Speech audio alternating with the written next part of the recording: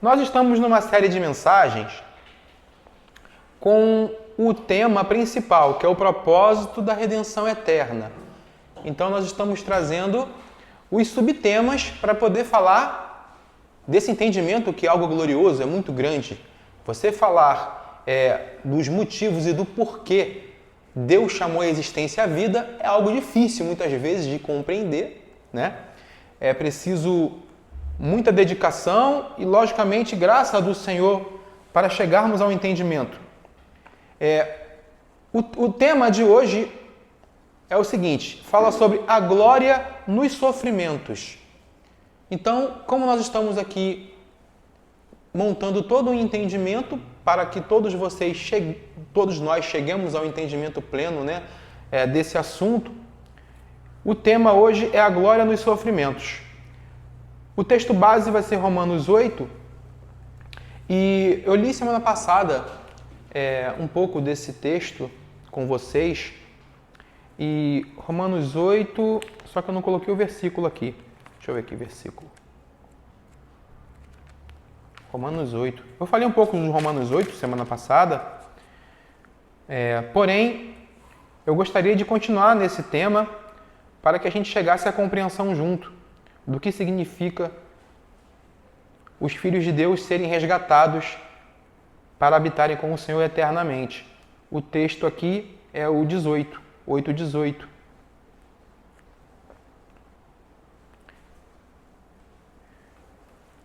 Se você for dar uma olhadinha aí, irmãos, no versículo anterior, o subtítulo aqui da minha Bíblia é Filhos e Herdeiros. No 14, ele vem dizendo assim, pois todos os que são guiados pelo Espírito de Deus são filhos de Deus, no versículo 14. No 15 ele fala assim, porque não recebestes o espírito de escravidão para viverdes outra vez atemorizados, mas recebestes o espírito de adoção, baseados no qual clamamos Abba, Pai. O 16. O próprio Espírito testifica com o nosso espírito que somos filhos de Deus. Ora, se somos filhos, somos também herdeiros. Herdeiros de Deus e co-herdeiros com Cristo. Se com Ele sofremos, também com Ele seremos glorificados. Daí entra agora no texto áureo, no versículo áureo, que é o 18. Porque para mim, tenho por certo que os sofrimentos do tempo presente não podem ser comparados com a glória a ser revelada em nós. Então, até aqui. Então, veja, irmãos, o apóstolo Paulo está trazendo um grande ensinamento para a igreja e deixando esse tesouro valioso de entendimento para a nossa geração, né? Você vê aqui no texto que ele diz que esse Espírito de Deus enviado pelo Senhor em nós testifica que nós fazemos parte do reino de Deus e testifica que esse propósito e esse projeto de Deus, resgatar os seus filhos em vida, pertence também a nós. Porque o texto fala que nós somos co-herdeiros com Cristo. Então, tudo aquilo que o próprio Deus Pai confiou nas mãos do Filho como herança, como reino, né, como vida eterna, e toda a glória que envolve o nome do Messias, ele diz que nós somos participantes também com Cristo Jesus das mesmas promessas. O interessante, como o tema nosso fala sobre a glória nos sofrimentos, nós precisamos entender que para nós herdarmos a glória, antecipadamente, Deus determinou um plano para a criação. A gente conversa muito em grupos de WhatsApp, conversa com alguns irmãos, e se você acessar o YouTube, acessar pregações, acessar entendimentos, você vai ver que há uma grande divergência, né, no mundo acadêmico, teológico, e até mesmo correntes de pensamento que não concordam, né, que Gênesis ali está descrito, ali escrito por Moisés, como o ensinamento principal da origem da vida. A gente consegue entender toda a Escritura a partir de alguns versículos que o Senhor nos deixou. Eu costumo falar com os irmãos, que é importante nós entendermos alguns pilares para que você entenda Gênesis.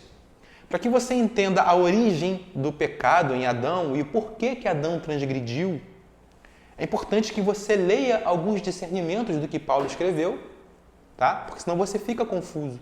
Fica parecendo ali que Deus é um Deus mau e perverso que colocou uma árvore e um frutinho ali, uma maçãzinha, para tentar o homem. Não fica parecendo? Se você olhar para o texto ali, fica meio desconexo. Poxa, Deus é tão mau?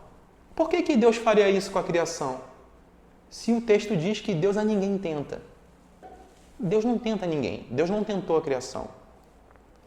Então, aquela árvore ali, muitas pessoas entendem que é algo simbólico. Algumas correntes teológicas entendem que aquilo ali é uma alegoria, é uma metáfora. Eu já escutei até pessoas falando que Adão, ali, na verdade, ele estava no campo da sua inocência. Ou seja, Adão e Eva ali é no campo da consciência. Tem correntes que defendem que tudo aquilo ali que está descrito é na mente humana, que nada daquilo ali é literal. Então isso é chamado de liberalismo teológico. Eles, na verdade, tentam, de alguma forma, diminuir, né, ou tirar a força do que o texto e o poder que o texto tem de ensinar. Eles tudo aí vão alegorizando. Tudo é figura, é metáfora. A gente conversa muito, né, Anderson? Quando você leva para o campo da metáfora, cada um tem a sua interpretação. Se ali é uma figura, você tem a sua, eu tenho a minha, você tem a sua. Cada um interpreta do seu jeito, entende? Mas você precisa entender que há pontos de literalidade no texto. Então, para você entender a queda de Adão, né? Porque nós sabemos que Eva comeu do fruto e deu para Adão. Então, Adão transgrediu uma ordem divina.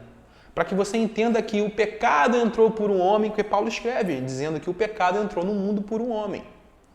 Só que para que você entenda que a origem do pecado começa na raça humana a partir de Adão, que significa humanidade, você precisa entender o texto que eu li semana passada em 1 Coríntios 15, 36. Esse texto, para mim, na minha opinião, é o mais poderoso para esclarecer qualquer tipo de corrente teológica.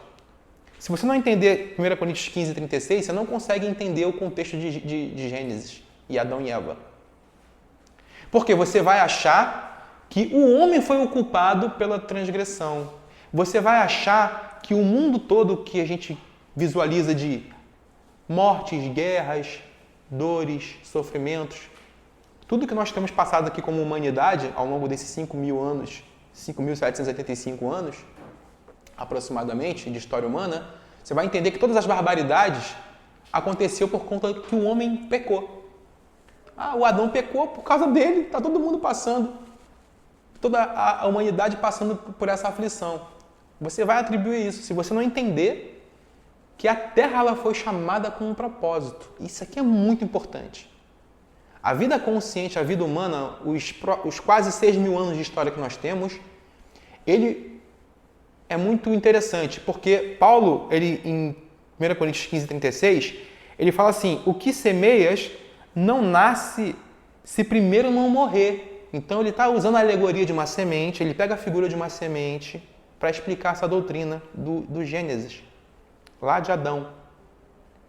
Ou seja, para que a humanidade, para que a criação fosse redimida do cativeiro da corrupção, era necessário, essa semente, a primeira semente é Adão. A primeira semente é Adão.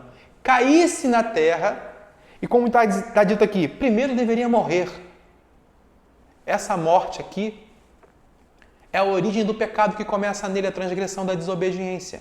Então, quando Deus chama a existência e a vida a partir de Adão, ele é essa primeira semente do homem na terra. Então, ele é o primeiro a morrer, porque o Senhor disse que quando ele transgredisse e comesse daquela árvore, do conhecimento do bem e do mal, ele fala, certamente morrereis, Adão. Então, Adão é o primeiro a morrer, porque ele comete uma violação e uma transgressão. Então, você precisa entender que era necessário que fosse assim. O plano da redenção humana, primeiro o homem precisa conhecer o que é transgredir para então ele ser resgatado. Ele fala aqui assim, e quando semeias, não semeias o corpo que há de ser, mas o simples grão. Ele continua usando, né, a figura da semente. semeia esse corpo na corrupção, ressuscita na incorrupção. Isso é importante. Então, quando Adão foi semeado, diferente do que muitos teólogos e rabinos e uma corrente de pessoas dizem que Adão era perfeito. Todos vão afirmar isso para você. Existem até escritos da Zohar, né, que são comentários dos antigos rabinos, comentários orais, tradições orais que foram passando de geração para geração, né? Eles comentam lá que Adão era perfeito, corpo iluminado, era perfeito em obras, né? Só que você não vai achar nenhuma referência de Adão perfeito no texto. Pelo contrário. Paulo ele vem trazer a imagem real de Adão. Somente Paulo traz essa revelação, mas nenhum outro escritor traz. Ele está dizendo aqui que era necessário que se semeasse em corrupção. Então, quem foi primeiro a ser semeado na terra? Foi Adão. Ele recebeu o quê? Um corpo de carne. Fala comigo, corpo de carne, mente carnal. Ele estava vulnerável. Adão, na verdade, transgride e comete um ato de desobediência porque ele e a sua mente carnal, apesar dele ter sido criado num jardim perfeito, ter sido colocado por Deus lá, em dado momento ele iria se sentir atraído para poder ser conhecedor desse bem e desse mal, entende? Assim como Eva transgride, porque a serpente aparece para ela e ativa nela algo no homem interior, que eu digo homem interior, no espírito de Eva, que ela olha para aquela árvore e acha agradável comer daquele fruto. Então, para Eva, foi agradável ser conhecedora do bem e do mal, porque a sugestão da serpente era o quê? Se você comer, você vai ser como Deus, conhecedor do bem e do mal. Então, aquilo ali depois passa a ser agradável aos olhos dela. Então, foi uma informação. Então, como nós sabemos, no Éden, a transgressão e o pecado já existia. Aonde? Era em Adão e Eva? Não, estava na serpente. A mentira já estava encarnada na terra. Então, através da serpente, e Apocalipse, vocês sabem, né? Que diz que o dragão, Satanás, a antiga serpente, então, em Apocalipse se fecha a revelação de quem é aquela serpente. Aquela serpente ali, como diz o apóstolo Paulo, diz que até mesmo os ministros de Satanás se transfiguram em anjos de luz. Então é possível, através de uma manifestação espiritual, uma pessoa se manifestar de forma boa, com uma aparência boa, entende? E o conteúdo dela ser um conteúdo de mentira. É possível. Então, a partir desses entendimentos, nós entendemos que ali no Éden, não era uma serpente falante, uma serpente falando com Eva. Apocalipse, João diz que o dragão, a antiga serpente, a saber, Satanás, esse opositor do homem, que é o pai da mentira, ele comparece diante de Eva e faz a sugestão. Ele lança uma palavra para aguçar algo dentro dela. Então a transgressão não foi comer do fruto, pegar, arrancar e comer. A transgressão foi no espírito, em desejar, querer arbitrar. Então Eva desejou, poxa, se eu posso ser semelhante a Deus, se eu comer, pareceu bom. Então eu vou exercer o quê? A minha escolha, entende? Então porque ela desejou escolher, foi aguçado por uma voz externa. Esse estímulo no coração de Eva para comer desse fruto veio por uma sugestão. Então a voz da mentira, a voz da serpente sugeriu isso para ela e aguçou, ativou algo nela. Por quê? Paulo ensina, diz que o homem foi semeado do barro, de um corpo de carne, de uma natureza humana. Eva veio da costela de Adão. E você estudando os contextos, você vai entender que é da medula óssea, é onde produz o sangue do seu corpo, são a medula óssea, produz todas as células sanguíneas que vai gerar vida em você, vem do osso. Então foi tirada ali de Adão. Eva foi constituída por Deus. Então, o que nós temos que entender? Que o propósito que Paulo explica aqui, semeia-se em desonra, ressuscita em glória. Semeia-se em fraqueza, ressuscita em poder. Olha aqui a fraqueza humana. Lá no Éden, comparecendo e aparecendo, essa fraqueza do homem se inclinar para se afastar do governo de Deus, porque foi isso. Quando Eva deseja ter o conhecimento de Deus do bem e do mal, deseja ser semelhante a Deus, ela foi ativado algo no coração dela, que é a liberdade humana, a vontade de escolher e de arbitrar. O que significa isso? Um pensamento carnal que se tornou o quê, Anderson? Inimizade contra Deus. Aqui, ó, pronto. Então, dentro dela surgiu essa inclinação. Porque quando o texto fala que quando você se inclina para as coisas da carne, você morre. Então, espiritualmente, ela morreu ali. Então, ela cobiçou, desejou e deu para Adão. E quando Adão come, também transgride. Ambos caem em transgressão. E você conhece lá a história das sentenças que Deus comparece perante Adão e diz: ó, maldita é a terra por tua causa. Por causa de Adão mesmo? Adão foi o culpado? O entendimento, se você olhar profundamente, Deus, quando está liberando uma sentença, Ele está liberando a sentença sobre a natureza caída de Adão. Aqui é que está. Maldita é a terra por tua causa, é porque essa inclinação em Adão carnal que transgride, que leva à violação, se manifestou nele. Por isso que Adão não é o culpado em si, porque o livre-arbítrio que ele teve transgrediu e toda a terra veio a padecer. Não. É porque era necessário que a criação fosse semeada em fraqueza e em corrupção, para que Deus julgasse o pecado na terra, o pecado na carne humana. Por isso que nós recebemos no corpo de carne. Se você for ver lá o texto, apóstolo Paulo, explicando para Romanos, diz que o Senhor Deus, em Romanos 8, ele condenou o pecado na carne. Tem aqui o texto, deixa eu ver se eu consigo ler com vocês. Eu não sei se eu vou lembrar agora onde está esse texto, porque seria interessante. Eu não anotei esse texto, veio aqui agora na minha cabeça, mas depois eu pego para vocês. Depois eu pego, está anotado em algum lugar.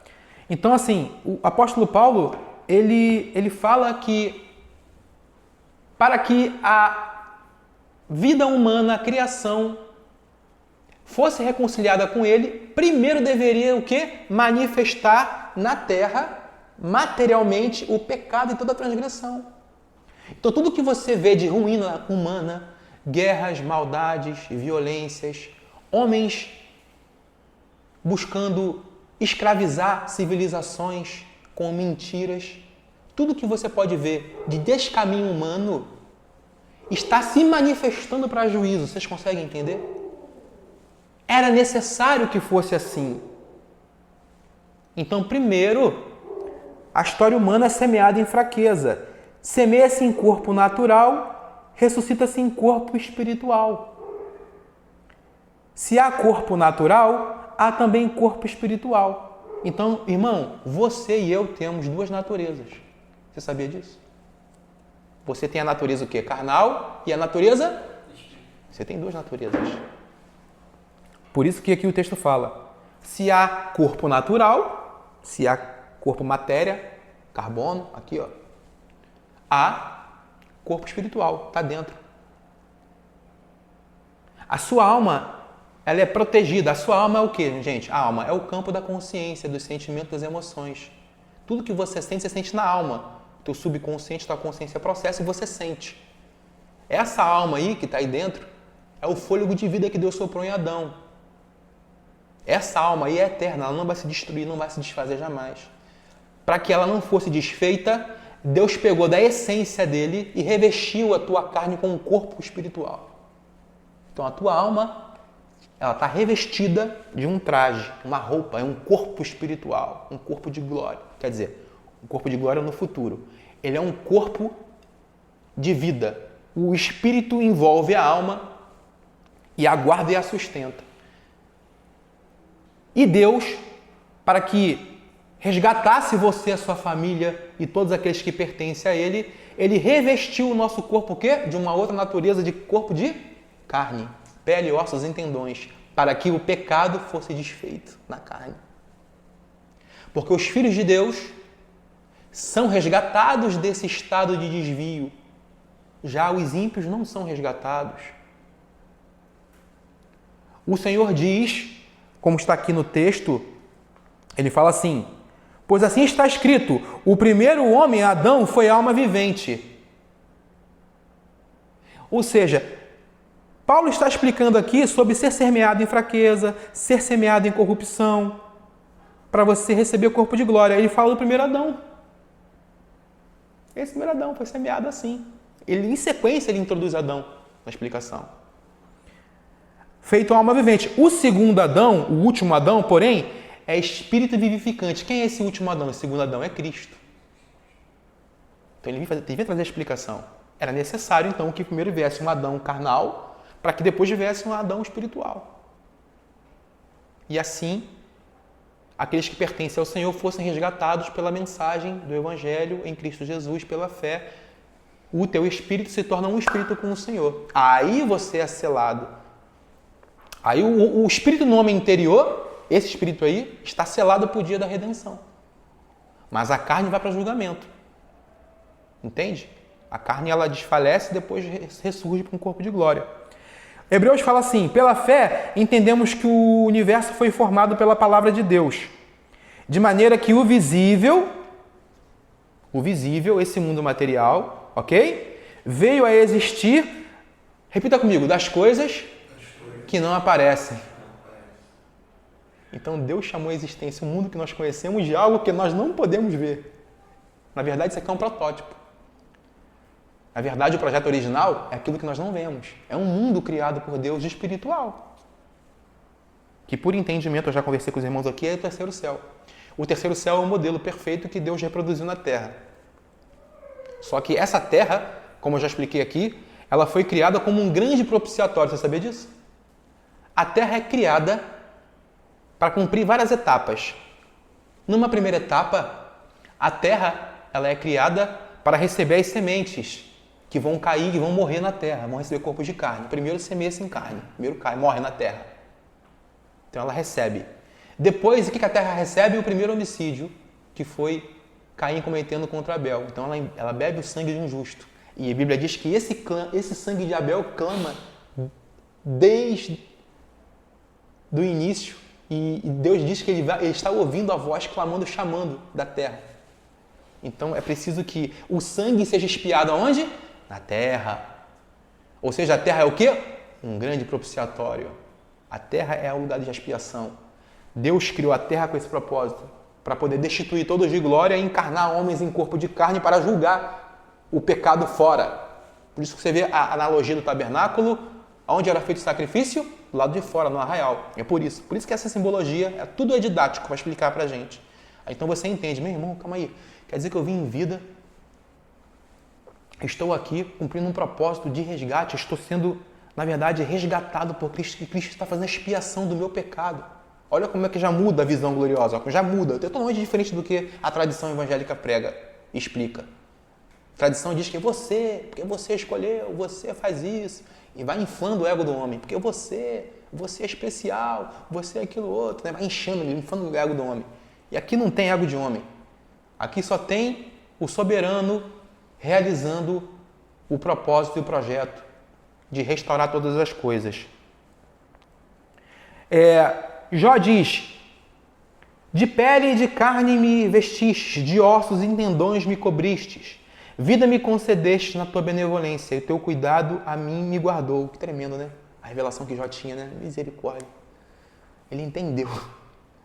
Senhor, eu entendi que o Senhor me revestiu de pele, carne, ossos e tendões e tua benevolência tem me guardado para a salvação daquele dia.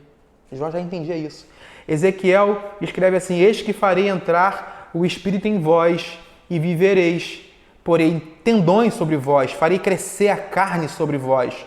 Sobre vós estenderei pele e porei em vós o Espírito e vivereis. Olha aí. E sabereis que eu sou o Senhor. Então, o que dá vida ao corpo é o espírito. Se você for pegar no YouTube e ver o momento da fecundação de um óvulo de um esperma, existe já imagens feitas por tecnologia que quando faz a fecundação no óvulo, acontece uma luz assim, ó, um piscar de luz, um fulgor. O momento que o espírito vem e acessa esse mundo material. O ventre materno é um portal que Deus usa para poder introduzir a vida humana. E esse Espírito aqui, ele sopra no ventre materno. Curioso você ler esse Salmo 139, né? Curioso você trazer o Salmo 139 para poder realmente consolidar o que eu estou falando. Anderson também falou sobre o Salmo 139. Então, prosseguindo, João diz que Deus é Espírito e importa que seus adoradores o adorem em Espírito e em verdade. Efésios 2 diz, estáis sendo edificados, repita comigo, para a habitação de Deus no Espírito. Aonde que é a obra? É a primeira ressurreição. É no homem interior. Estáis sendo edificados para a habitação de Deus no Espírito. Então Deus habitando em nós. Cristo em nós, essa esperança gloriosa. Ele diz ainda, pois aquele que se une ao Senhor, repita comigo, é um só Espírito com Ele. João 3,6 diz, o que é nascido da carne é carne. O que é nascido do Espírito é Espírito. O Espírito é o que vivifica. A carne para nada aproveita. As palavras que eu vos tenho dito são Espírito e são vida, disse Jesus. Contudo, há descrente entre vós, pois Jesus sabia desde o princípio quais eram os que não criam e quem o havia de trair. Então foram todos que creram, irmão? É toda a humanidade que é resgatada? Não é, irmão. Infelizmente, existem duas sementes na terra. Existe o ímpio e o justo. Existe o puro e o profano. Existe a ovelha e existe o lobo. Não tem como. Você vai ler na Bíblia toda essas duas sementes sendo narradas na Escritura. Então, o Senhor sabia de antemão quem haveria de crer e de trair. E prosseguiu por causa disso. Eu vos tenho dito, ninguém pode vir a mim se o Pai não lhe for concedido. Então, somente esse entendimento que eu estou narrando para vocês, de quem nós somos em Cristo Jesus, essa identidade celestial que nós temos, ela só é dada se o Senhor nos conceder. Se não fosse assim, nós estaríamos na religião, ouvindo história de Zaqueu, ouvindo história de Davi, ouvindo história de José a vida inteira. E essas revelações eternas aqui não iam nem chegar para a gente. Vocês conseguem entender? Isso aqui são revelações eternas, irmão. São mensagens que vão definir, abrir os nossos olhos para nós entendermos a história da humanidade. Irmão. É muito diferente do que eu sentar e ouvir uma pregação sobre Pedro no barco. É muito diferente. Romanos 8. Porque o pendor da carne dá para a morte. Olha essa natureza carnal que Paulo falou, essa semente que foi semeada em fraqueza. A carne se inclinando para a morte. Mas do Espírito para a vida e paz. Por isso, a inclinação da carne é inimizade contra Deus. Pois, repita comigo, não está sujeita à lei de Deus. A carne está sujeita à lei de Deus, irmão? Não está, meu irmão. Então não tem nada a ver com a obra da carne. A carne tem que ser sentenciada mesmo. A carne foi criada para isso, para ser julgada. O pecado tem que manifestar nela. Então, o texto diz que, a fim de que o Senhor punisse toda a transgressão dos homens, os homens ímpios na terra manifestam em medidas maiores essa escala de iniquidade. Homens de governo, homens revestidos de autoridade, homens que estão nas jurisdições, homens que estão nos grandes conselhos mundiais, eles conhecem, têm o poder na mão de poder mudar a história e não conseguem mudar porque existe uma essência neles que leva eles a cometer essa maldade. E é para isso mesmo, eles foram criados para isso. Então tudo isso vai ser julgado e passado pela luz. Nem mesmo pode estar, diz o texto. Portanto, os que estão na carne, repita comigo, não podem agradar a Deus de forma alguma. Quem está na carne não pode agradar a Deus. E esse estar na carne, irmão, meu Deus, a gente pode ficar aqui muito tempo falando o que é esse estar na carne. Inclusive, a gente pode trazer para o nosso âmbito religioso dos nossos dias, tá? Da fé cristã que está maculada, tá? A fé cristã está maculada. Está em apostasia constante. Então, a gente pode discernir depois essa carne aqui na obra de Deus, tá? Púlpitos, ministérios, homens carnais no lugar de libertinagem, promovendo o quê? Comércio e destruição no corpo de Cristo. Está aí. Isso é fato evidente e verídico. Você liga a televisão, vê homens lá falando com eloquência, homens com impérios e igrejas, mas ele foi posto por um propósito de tropeço, hein? Isso é bem delicado, tá? Se, porém, Cristo está em vós, olha aqui, o corpo, na verdade, está morto por causa do pecado. Olha aqui, ó, o pecado onde está? No corpo de carne, na mente carnal. Existem duas naturezas em você que estão fazendo luta e oposição um contra o outro. É lá no subconsciente, é lá dentro, hein? É no intelectual, lá dentro. Lá onde os neurotransmissores fazem sinapses químicas lá. É uma guerra, uma milícia de oposição. E diz lá que esse pecado está na carne. Repita comigo, mas o Espírito é vida por causa da justiça. Meu Deus, o Espírito é vida, meu irmão. Dentro de você, esse resgate sendo feito através da pregação da fé.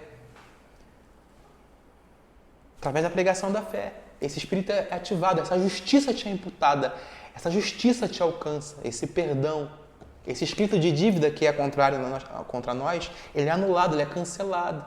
Por isso que diz o texto, já não há mais condenação para os que estão em Cristo Jesus. Por quê? Você foi alcançado nesse entendimento. Nós falamos no último texto que a única forma de você ser liberto das obras da carne é que você chegue ao pleno conhecimento da verdade por Cristo Jesus. Até lá, leva tempo. Por que tem cristãos que não conseguem congregar? Por que tem cristãos que não conseguem perseverar? Por que tem pessoas que você conhece e eu conheço que não conseguem ter uma família honrada? Entende? Por quê? Existe um império da carne dominando a mente dele. Por que irmãos não conseguem perseverar na justiça, caminhar com Cristo, ter uma vida edificada, ter uma vida honrada?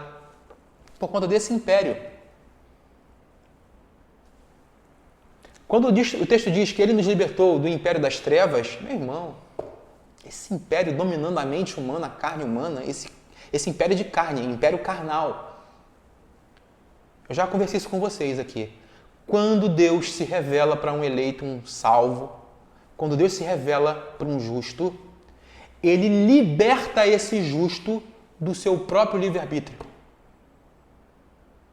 Porque o livre-arbítrio é o pendor, é a inclinação que se opõe a Deus. A inimizade contra Deus é você querer andar pela sua mente carnal, escolhendo. Porque se você escolher, Anderson, o que a pessoa vai escolher, Anderson?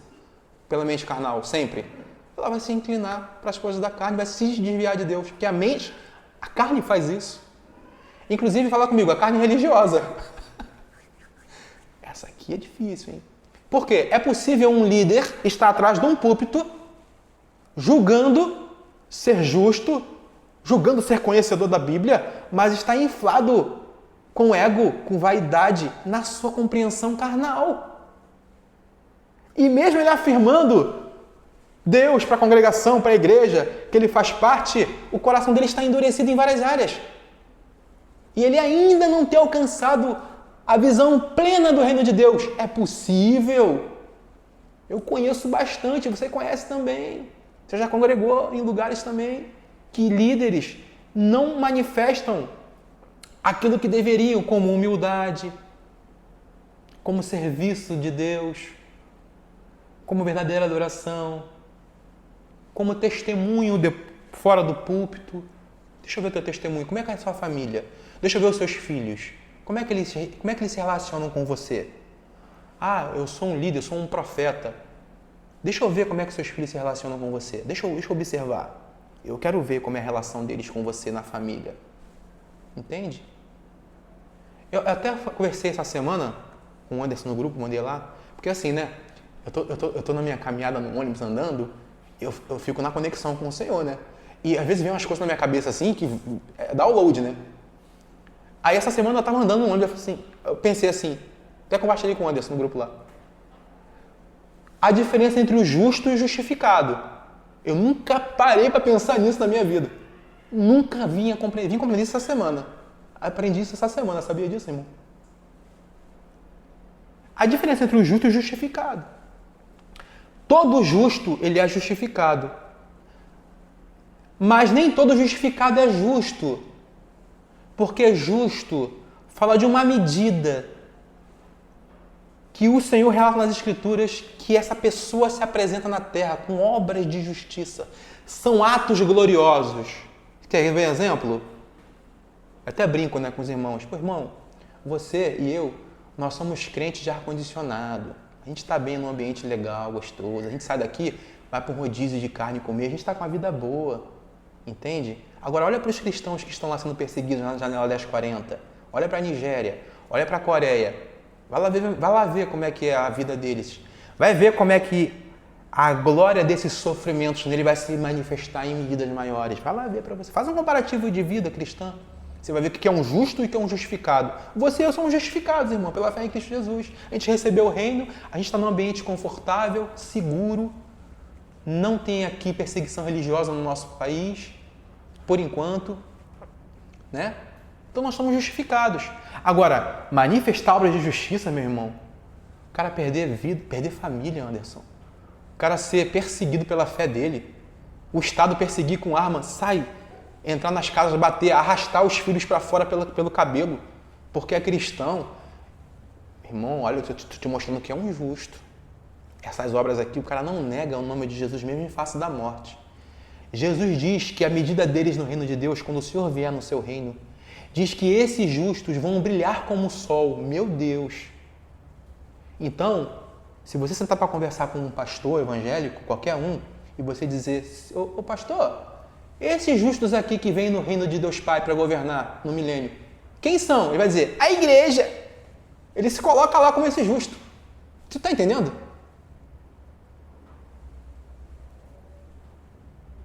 O cara tem essa vida evangélica aqui, cristã, no Rio de Janeiro, no Brasil, uma vida legal, confortável, ele se coloca como esses justos.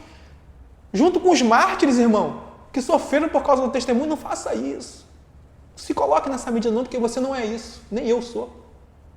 A gente tem que dar graças a Deus que a salvação nos alcançou, o Senhor nos iluminou, o Senhor nos resgatou, meu irmão. Louvado seja o Senhor por isso. Agora, você ser colocado numa posição de justo, não faça isso. Só porque você prega a palavra?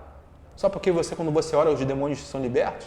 Sai demônio das pessoas? Porque você fala em língua? Pelo amor de Deus, está tudo confuso. Você entende que é confuso?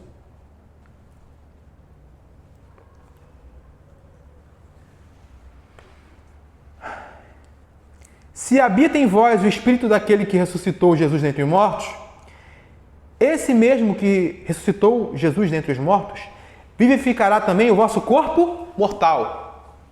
Outro sinônimo que é dado para a natureza humana, corpo mortal, corpo de morte, corpo de humilhação. Tem vários termos que Paulo ensina para que você entenda a natureza caída e o que é diferente da natureza espiritual.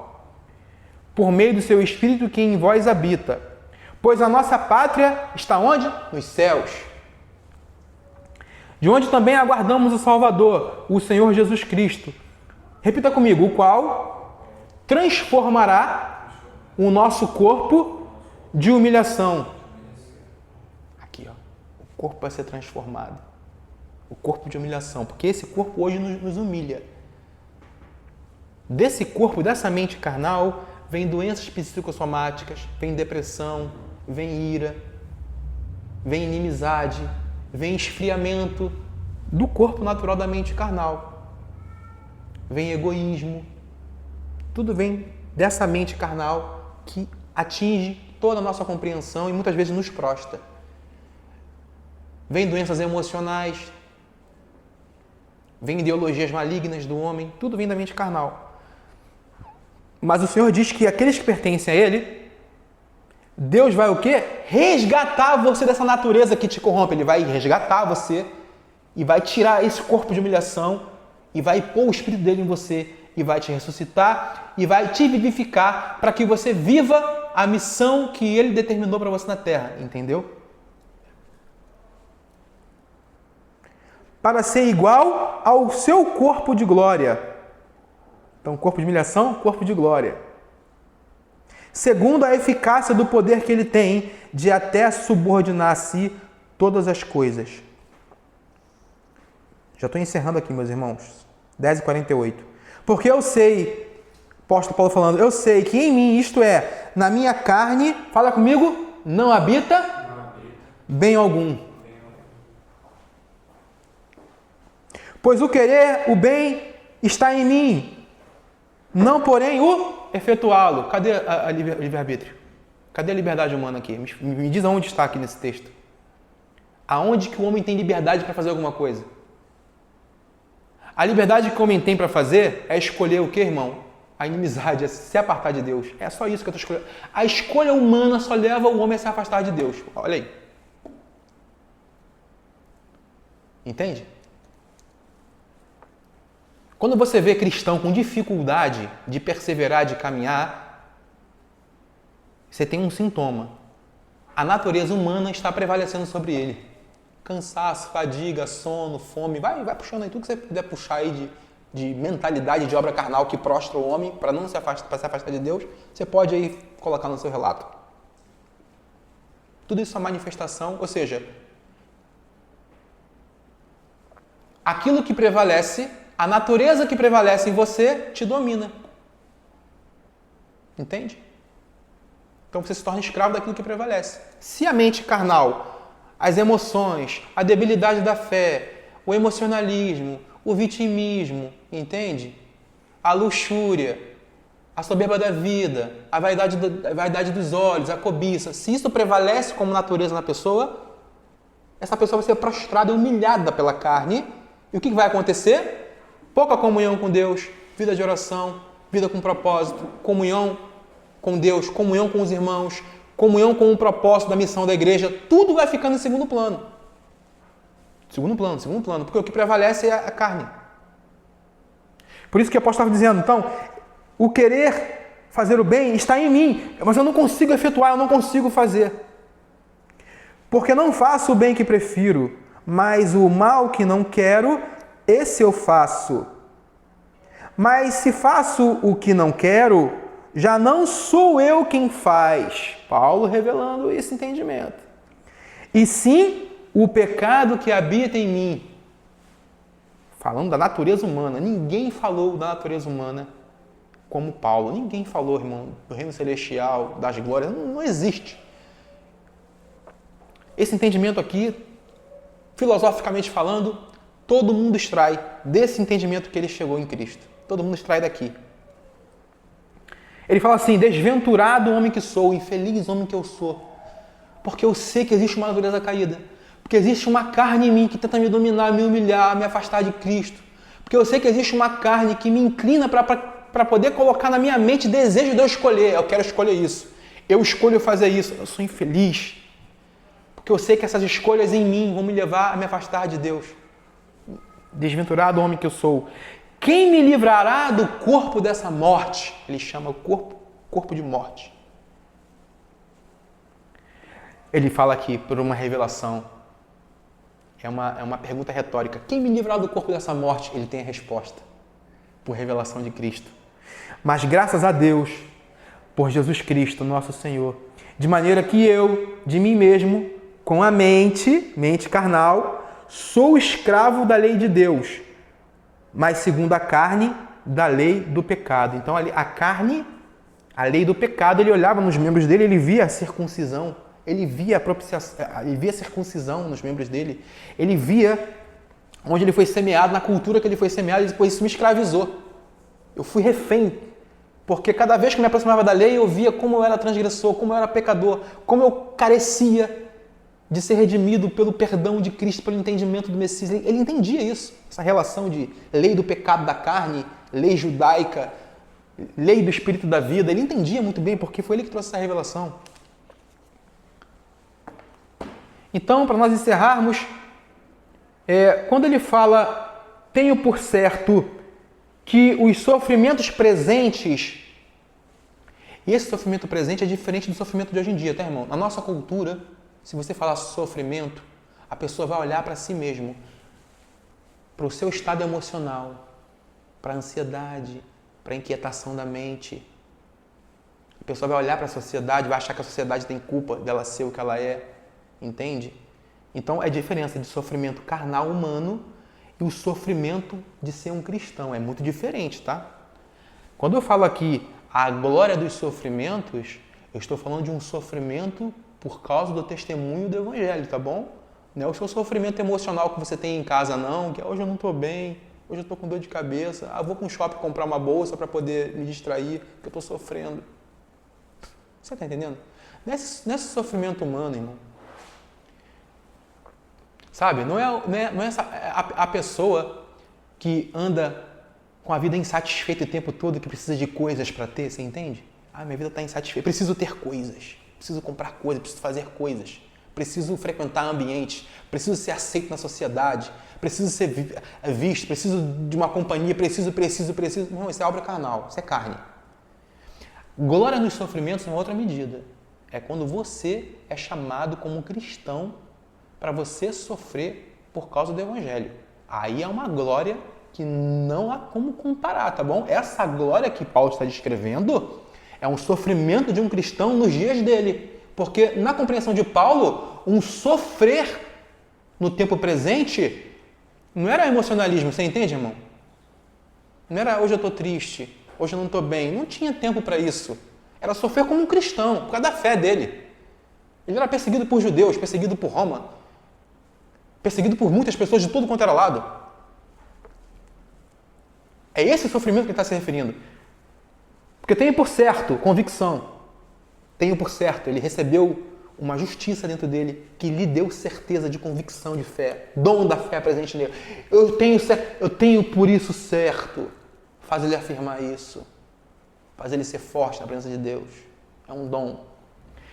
Tenho por certo que os sofrimentos do tempo presente não podem ser comparados com a glória que será revelada em nós. É em todos, irmão. Aqui eu deixo para você raciocinar. Essa glória ser revelada é só porque você está sentado num banco de igreja com uma Bíblia e você acha que essa glória vai ser revelada em você? É muita presunção, irmão.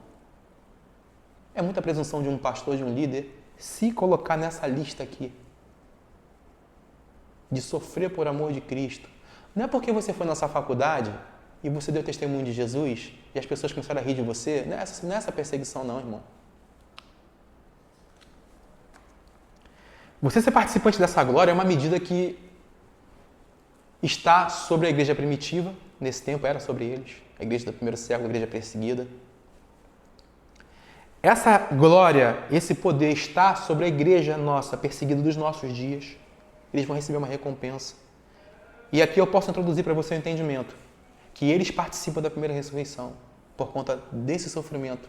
Essa glória ser revelada em nós é a glória da ressurreição, que vão reinar com Cristo.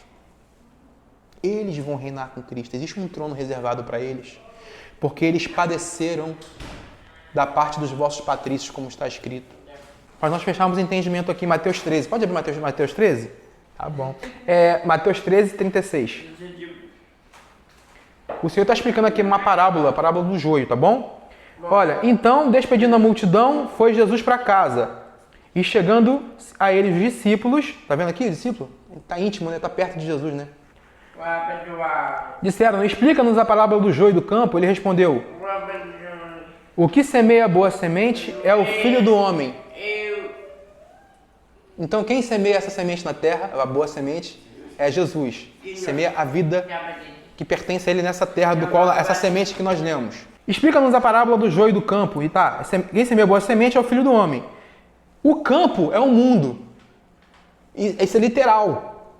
É literal, é uma parábola, mas traz aqui um conteúdo de verdade, de explicação para você entender como é a vida. A terra foi criada como um campo mesmo. Isso. A boa semente são os filhos do reino. Os joios são os filhos do maligno. O inimigo semeou é o diabo. Então o diabo tem filhos, irmão? Não. Não tem, não. Tem. Sim, tem. Depois eu tenho essa explicação para você, Moisés. Teu pai te explica em casa. Então na terra, meus irmãos, o adversário tem filhos, tá? Ele tem filhos semeados aqui, tá bom? A ceifa é a consumação dos séculos. Os ceifeiros são os anjos. Pois assim como o joio é colhido e lançado no fogo, assim também será na consumação dos séculos. Repita, agora foca aqui pra gente terminar. Mandará o Filho do Homem o quê? Os seus anjos. Então o Senhor vem nos céus, no grande dia, com os seus anjos, correto? Fala assim, que ajuntarão do seu reino... Peraí. Então quer dizer que Jesus está vindo nos céus com os seus anjos. E o texto está dizendo que os escândalos vão ser recolhidos do seu reino. Aonde é esse reino, irmão? Se ele está vindo dos céus para a terra. Aonde é esse reino, meu irmão? É na terra. O reino de Cristo é na terra. Não é nos céus. Ele vem ajuntar todos os escândalos do seu reino na terra. Ele vem julgar. Por isso que se semeia em corrupção, se semeia em fraqueza. Para que se manifeste toda a transgressão aqui na terra, toda sorte de pecados e maldade humana tem que se manifestar na terra, porque é aqui que é julgado. Ele vem depois resolver esses escândalos todinhos. Escândalo é tropeço, tá? Escândalo na Bíblia é fazer tropeçar. É tudo aquilo que na terra alguém fez como obra e fez uma pessoa tropeçar. Isso é escândalo, tá bom? Qualquer ação, qualquer palavra, qualquer dissimulação, qualquer mentira, qualquer falsa profecia, tudo que foi feito como escândalo e fez um irmão tropeçar. Se essa pessoa fez alguma obra que um irmão perdeu o entendimento, se o irmão se ofendeu, se afastou da igreja, entende? Isso é escândalo. Então o Senhor vem nos céus para recolher os escândalos da onde? Do seu reino na terra. Ele vem resolver a história. Aqui fala, e os que praticam iniquidade. Olha aqui, quem pratica iniquidade é quem está manifestando o escândalo, tá bom? Então esses filhos do diabo, eles estão aqui semeados na terra praticando o quê? Obras de escândalo, de mentira e de desvio. Eles estão praticando isso. Então o Senhor vem a se sentenciar com eles também. E fala aqui, e os lançarão aonde? Na fornalha acesa. Ali haverá o quê? Choro e ranger? Por que tem choro, irmão? Por que tem ranger de dente? Já pensou nisso? Porque se tem choro, tem o quê? Sentimento. Se tem choro, tem alma. Tem ser vivente ali. Se tem ranger de dentes, tem vida. Esses ímpios vão ressuscitar para serem condenados também. Na ressurreição, não somente justos ressuscitam, ímpios também ressuscitam. Por isso que existe, tem dente rangendo aqui, tem choro. Na sentença, no juízo. Eles são lançados no forno, no lago de enxofre. Vivos. A vida continua, meus irmãos. Também no Sheol, lá onde eles são lançados. Na região inferior, eles são lançados vivos, choro e ranger de dente. Apocalipse diz, e outros textos aqui dizem que o Senhor fala aqui, não sei se é em Lucas ou Marcos, ele fala assim, saiam os anjos, peguem pelas pernas e lancem de cabeça para baixo. Ele usa essa figura, como se estivesse pegando a pessoa, o ímpio, e lançando nas trevas inferiores. Entende? Que isso é banimento da presença, não tem acesso mais a Deus. Esse é o juízo. O juízo dos ímpios jamais vão desfrutar da graça, da plenitude do reino eterno. Eles vão ser banidos do reino. Eles continuam em vida. Porque seria um prêmio cometer iniquidade, pecado e erro e você ser destruído no final. Você entendeu? Valeu a pena. Valeu a pena praticar corrupção, valeu a pena desviar dinheiro, valeu a pena usufruir das carnalidades dessa vida, já que eu vou ser destruído. Opa, bingo, deixa eu aproveitar a vida. Mas não, você não vai ser destruído, não. Os ímpios ressuscitam com consciência, com o corpo, sabem o porquê estão sendo julgados e vão ser julgados eternamente. São lançados, o juízo é eterno, irmão. A salvação é eterna, correto? E o juízo é o quê? O juízo é eterno, não tem como ser diferente, gente, pelo amor de Deus. Então, para concluir aqui, haverá choro, versículo 49, 43. Repita comigo, então os justos resplandecerão como o sol no reino de seu Pai. Onde é o reino do seu Pai, meus irmãos? Se Ele está vindo. Se o Senhor está vindo julgar a terra e arrancar da terra os escândalos, Ele está vindo com as miríades de anjos, Ele está vindo para a terra fundar o reino dele. Aonde que é o reino? O reino do seu Pai é onde? Na terra, irmão. Por que as pessoas dizem que você morre e fica igual um anjinho lá no céu? Ah, morreu? Foi lá para o céu, tá no céu. Morreu, a alma está no céu lá, está no céu, desfrutando do bom e do melhor. Não existe essa doutrina, irmão, do céu. Ninguém vai para o céu. Se uma pessoa expira e ela falece em vida, ela fica numa região chamada Sheol, que Jesus falou que nem as portas do inferno, quando ele usa inferno, infernos no grego é região inferior, infernos, inferno, é região inferior da terra. Então a alma fica nessa região, ela não sobe, ninguém jamais subiu ao céu, diz o texto. Jesus falou, ninguém jamais subiu ao céu, senão o Filho do Homem que está no céu. Ninguém jamais subiu ao céu. Entende? Então, quando você ouvir algum pregador falando que uma pessoa vai para o céu, quando morre, fica lá aguardando, pô, isso aí não bate legal. A Escritura não ensina isso, entende? Ensina diferente. Tá? Então, os justos resplandecerão como o sol. Olha o resplendor de glória. Por que que esses justos estão aqui nessa posição? Por conta da glória dos sofrimentos. Por quê? Essa glória foi revelada neles. Porque Paulo falou, tenha por certo que os sofrimentos do tempo presente não podem ser comparados com a glória que será revelada em nós. Então esses justos, eles receberam essa posição de resplandecer nessa glória no reino de Deus Pai, pelo testemunho que deram. Mesmo em face da morte, não negaram o seu nome. Então esse reino milenar, esses 1000 anos de governo de Cristo, esse reino aqui na Terra, somente os justos herdam. A gente só vai herdar essa posição se porventura tiver uma perseguição aqui na Terra, bater lá na tua casa, Carla, ou na minha casa, na sua casa, a justiça. Estou sabendo que aqui tem um cristão. Vem para cá, você vai ser julgado agora em tribunal. Se você não negar o nome de Jesus, mesmo em face da morte, da perseguição e do sofrimento, você herda essa posição de justo. Por enquanto, você e eu somos justificados, que é diferente. Entende, Carla? Você é justificada pela fé em Cristo Jesus. Você é justificada pela fé em Cristo. Você foi salva. Entendeu, irmão? Somos justificados. Agora, eu ser justo, eu não posso me colocar nessa condição de justo. Ser esse justo aqui, que vai herdar o trono com Cristo, só se o Senhor, na sua onisciência, selou a gente para isso. Se Ele permitiu que no Brasil vai estar na perseguição religiosa tamanha como é na Nigéria, na Coreia do Norte, na China, só se foi isso. Estourou a perseguição, começou a perseguição. E você com a sua casa persevera com seu filho, que você vai criar, e você persevera em temor e santidade com seu filho. Você não nega essa fé, ainda que seja posto para a morte. Aí você vai herdar essa glória. Essa glória a ser revelada em nós vai ser sobre você. Se não, a gente vai aguardar 1000 anos passarem e na segunda ressurreição a gente vai ser levantado para comparecer diante do trono branco, aquele trono de Mateus 24, que o Senhor coloca uns para a direita e outros para a esquerda. Vocês já leram na Bíblia? Já leu também, irmã? Deus vai colocar uns para a direita e outros para a esquerda. Então, essa é a segunda ressurreição. A primeira ressurreição é para os justos. Essa medida aqui, que não é para pastor evangélico, não é para apóstolo, não é para quem está na igreja, quem está carregando Bíblia. Entende? Esses justos aqui, eles herdam porque Deus reservou eles para essa medida. De sofrerem por amor de Cristo. Por isso que o tema da mensagem de hoje foi a glória nos sofrimentos.